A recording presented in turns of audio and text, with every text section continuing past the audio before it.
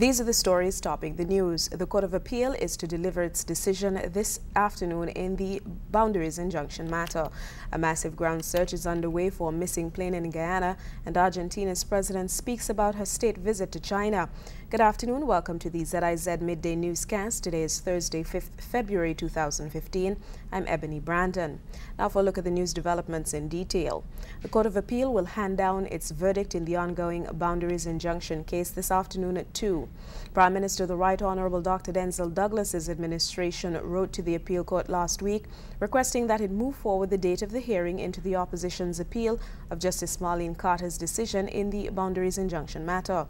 The date the court had previously set for hearing was 9th February.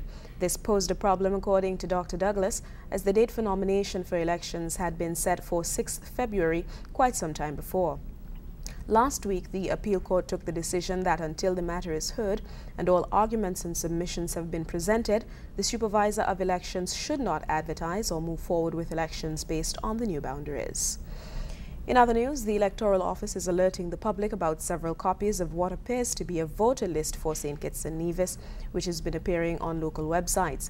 In a statement issued Wednesday, the Electoral Office said they did not publish those lists, nor did they give permission for them to be published. The statement said anyone wanting accurate information about voter lists should contact the Electoral Office directly. Excitement for CPL 2015 is building ahead of the CPL draft, which takes place in Kingston, Jamaica at 5 this afternoon. The draft will be aired on cable channels 71 and 72 here in St. Kitts. Some of the world's most exciting cricket stars, including Pakistan legend Shahid Afridi and South Africa great Jacques Kallis, will be available to 6 CPL franchise teams, including St. Kitts Nevis. Each will be competing for the best players over the course of 3 nail-biting hours as they take turns to add to their squad. More than 220 cricketers from the West Indies and around the world will be available for selection for what has been dubbed the biggest party in sport. You can follow all the draft action today on Twitter at CPL and on Instagram, as well as the CPL's Facebook page. The third staging of the Caribbean Premier League will get underway in June this year, with full fixture details to be announced later. In regional developments, a massive ground search has been launched in Guyana to find the missing pilot and cargo handler who were aboard the Air Services flight, which is believed to have crashed in the jungles of Region 8. We hear more in this report.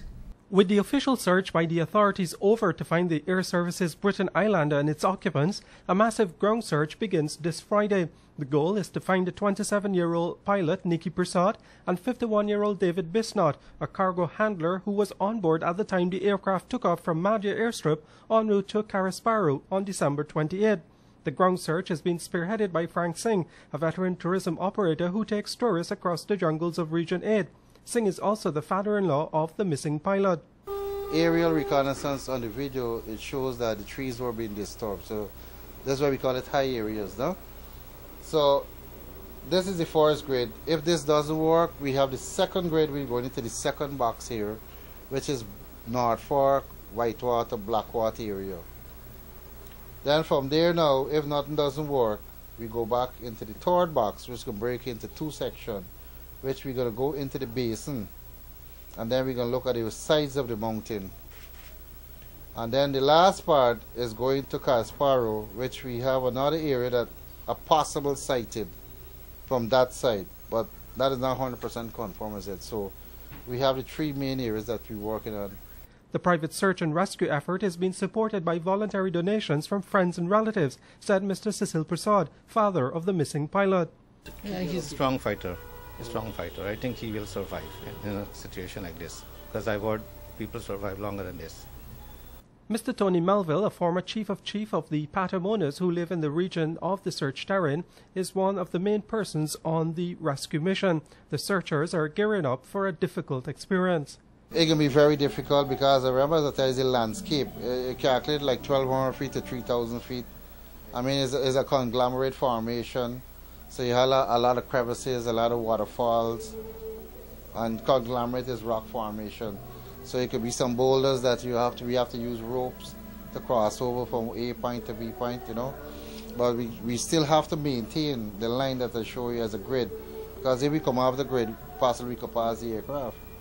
So that's why I said we have to calculate it very carefully when we're on the ground to maintain the grade line. At the same time, what we're doing, we're using bomb spray, which we're using the neon reflector orange color paint, which even if you have difficulty, one of us have a difficulty at night, we could just take the flashlight and spray or spot it on the tree, and we could follow back that line. The pilot, married with a 3-year-old boy, was one of the most experienced working in the area for Air Services Limited. The cargo handler, David Bisnott, a father of 4, was employed by Air Services Limited 3 years ago and lived in the company's facilities at Madhya. In St. Lucia, a 7-year-old boy who went missing on Tuesday has been found. The young student of the Cicerone Primary School was located in an abandoned garage asleep in a truck. The boy's mother is breathing a sigh of relief. A mother's mind is at ease after finding her missing 7-year-old son. The boy's mother raised the alarm bells on Tuesday after the student of Cicero Combined vanished without a trace. An overjoyed Sarah Alphonse held up a soiled PE shirt as she expressed sheer jubilance after being reunited with Curtel Alphonse. He was in the old van. That's the clothes he was wearing on him from yesterday. And when he came home, we bathed him, we fed him. I want to say thank you again, HTS. When asked why her 7-year-old spent the night in an abandoned truck, the mother had this to say. When I asked him why he didn't come home, he told me somebody told him not to come home. He said he do not know the person. He was trembling, hungry. We fed him, we bathed him, we put clothes on him. The child was located in his community of Cicerone, not too far away from his home. I want to thank the public, especially the principal, the counselor, and the District for Education, and all the teachers of the Cicerone Combined School. I want to thank everybody. My son is back, and right now I am happy, and I also want to thank all my relatives. HTS. The mother says she is overjoyed to have her son home, safe and sound. Jade Brown, HTS News Force. Internationally, Argentina's President Cristina Kirchner is on a 4-day state visit to China in hopes of improving economic ties with Argentina's biggest trading partner after Brazil. The visit comes after weeks of political scandal for the troubled president. Al Jazeera's Daniel Schwimler reports from Buenos Aires. China gave the Argentine President Cristina Fernández de Kirchner a red carpet reception. China is now Argentina's second biggest trading partner after Brazil, and both countries believe the relationship is ripe for further growth. The South American country's trade with China in 2013 was worth $17.5 billion. Creo que el interés chino en términos de inversiones en Argentina es muy claro. Chinese interest in investing in Argentina is very clear and very important. Chinese companies have many projects planned in South America, and Argentina in particular. We're a country with lots of natural resources, but we are also an important market. The president, distancing herself from a scandal back in Argentina, is accompanied by more than 100 businessmen and most of her top ministers. They're negotiating 15 major agreements, which include 2 huge hydroelectric dams in Patagonia, investment in ports through which Argentina exports thousands of tons of soya to China, and military hardware. The Chinese presence in Argentina, as in much of the rest of Latin America, is increasingly visible, in banks like this one, for instance. Less visible, but equally as valuable, is the long-term investment in Argentina's crumbling infrastructure. President Kirchner's trip is building on President Xi Jinping's visit to Argentina last July. Relations are strong, likely to supersede comments she made on Twitter mocking Chinese pronunciation of some Spanish words. Mrs. Kirchner apologised, but these bilateral relations are about more than just trade. I'd say there's been a reorientation of priorities, a reassignment of political resources, economics, a search to unite interests with a country as important as China. The world has changed, which is fantastic for the economic and political opportunities it offers to a country like Argentina. China is the world's second largest economy and growing, and Argentina, in recession, its currency devalued and defaulting on its foreign debts, may not seem like a match made in heaven. but both have plenty to offer the other. And that makes good business. Ben Schweimler, Al Jazeera, Buenos Aires.